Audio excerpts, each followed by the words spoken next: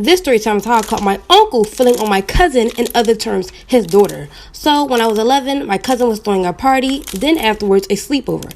By the way, we're calling her Adrian, and she was turning 13. So the day of the party, me and my other sister were dropped off by my dad, and we were dropped off very early, maybe 5 hours before the party, and that's because he had to go to work, and my uncle didn't mind taking us all together to the party. Plus, we got to help them set up for the party. When we arrived, we went to Adrian's room, and she got her hair done.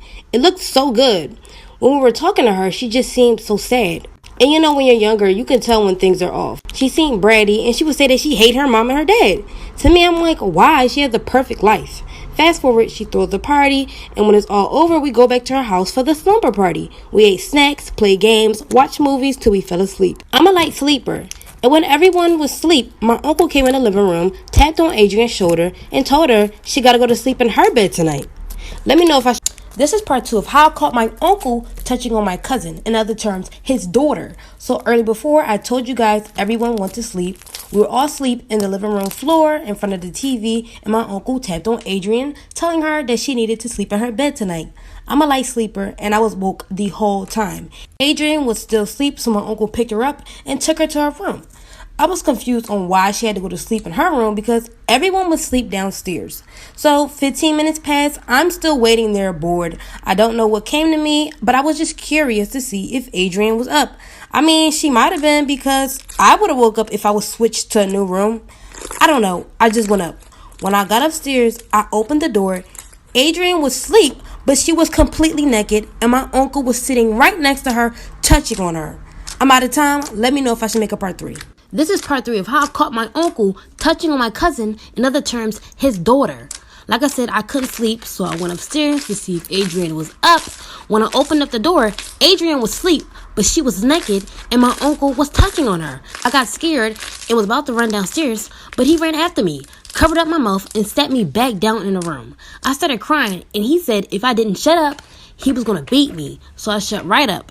In the midst of it all, when he was standing up, I didn't notice before, but he had on no pants.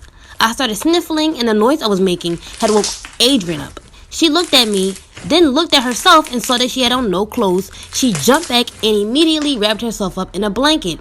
I started crying again, and my uncle said, "If you don't shut up, girl, I'm going to smack you." Then Adrian yelled at him and said, "Don't hurt her." And immediately, he popped her and said, "What I tell you about talking back?" And from there, Adrian just sat there frozen, touching her face, and I shut right up. This story time is how my toxic boyfriend had got me jumped by his ex-girlfriend, but he's not my ex-boyfriend after everything he put me through. Also, we're calling him Marquand. So, back in 2017 is when me and Marquand started talking. He recently just got a relationship 1 month before he started talking to me. Me, on the other hand, he was my first boyfriend. I'd always ask him if he still had feelings for her, but he always said that he didn't and that she cheated on him, which is why they split. I felt bad for him and wanted to comfort him through the time, but what he didn't tell me is that he was still talking to her behind my back. I wasn't the type of girl to go through phones, but I started to get suspicious. He'd always accuse me of cheating and was very insecure. I used to think he only felt that way because his past relationship. But fast forward 7 months into a relationship, I get a random text message asking if I knew Marquand had a girlfriend. And I was like, I am his girlfriend. And the never responds, me and Marquand have been together for 3 years. After this, it gets real bad. Y'all let me know if y'all want a part 2. This is part 2 of how my toxic boyfriend had got me jumped by his ex-girlfriend. So I get a random text message and I'm going back and forth with the number and it tells me that they had been with my boyfriend Marquand for 3 years. I'm like, hold up, who are you? And she told me her name was Janaya and she sent pictures of her and Marquand together. I was just so upset and I was like, wow. Then I text her, I didn't even know that she existed. Now I'm guessing that she took that to offense and she was like, what hoe? You're a nobody.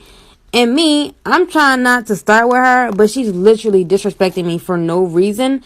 And we was going at it, but I had to ignore her. The next day, I pulled up to Marquand and I asked him, who was that? He was like, that's my ex. I don't know how she got your number. Just stuttering. I could just tell he was lying. I couldn't believe him. So I took my things from his place and I was trying to leave out. He was like, oh, baby, don't leave. While I was on my way out, there were like 5 girls pulling up to his crib also. This is when I was about to get jumped. This is part 3 of how my toxic boyfriend had got me jumped by his ex-girlfriend. If y'all remember remember, like I said earlier, there were 5 girls that pulled up to his house. As they were getting closer, I noticed that one of the girls was the same girl that was texting me and how she and Marquand was together for 3 years. I asked him, why is Janiyah here? She gets real defensive, start yelling at me, cursing me out, calling me all types of names. Y'all, literally out of nowhere, Marquand turns into a completely different person.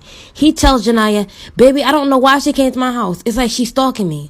I'm like, what? You was just begging me not to leave. He's like, I don't know what she's talking about. And runs over to Janiyah. And guys, my mind is blown. I start laughing like, wow, you're a joke. And I try to walk off. And Janiyah's just like, what you say to my man, ho? I completely ignore her and continue to walk. And before I notice, I'm getting yanked by my hair and girls are stomping on me. It gets worse after this. Should I make it part 4? This is part 4 of how my toxic boyfriend had got me jumped by his ex-girlfriend. So like I said earlier, I walked away from him and out of nowhere my hair gets yanked and I'm literally getting jumped. And before this, I've never been in a fight before because I never had to. I tried to get back at them, but it was 5 girls and little old me. This literally was the worst fight I've ever been in. And Marquand was just sitting there watching the girls jump me. It was so bad. I started crying, asking for help, but he just stood there. The girls took my clothes, my bag, my phone. They actually broke my phone and took the money out of my purse. After the fight was over, I was crying to get up. My lip was busted. I had 2 black eyes. It was hard to scream for help without crying. I couldn't move, so I just laid there in the streets for 20 minutes. Until one of Marquand's neighbors called the police. I was sent to the ambulance and I pressed charges against Marquand and the girls. I was so traumatized about the situation that I ended up getting therapy for it all. This story time is from a follower and she really needs advice. By the way, her name is Aubrey. So as a kid growing up, Aubrey's biological father and mother were not together, but her father would pick her and her half-brother up for a few hours on a weekend and then bring them back to their moms. One day, he completely stopped picking them up. There were no calls, no messages. It was like he completely disappeared. Her and her brother weren't too sure on why. But years later, when she got older, come to find out her father was in jail for 10 years and she never knew. And I'm guessing she was told this by a family member, but her mom didn't allow her to see her father. Over time, her brother was allowed to see her father, but she was not. And it was only because his mom allowed it, but hers didn't. To this day, she's still not allowed to see him, and I guess it's because her mom doesn't trust him, but she really needs advice because she doesn't know what to do or say to convince her mom that she deserves to see her father. So comment down below advice because she really needs it. This story time is from a follower, and she wants advice. By the way, we're calling her Dana. So Dana has a best friend, and we're calling her Trinity.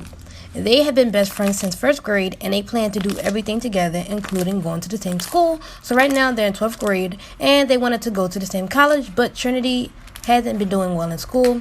Dana tried to help her, but she wasn't doing so great at tutoring.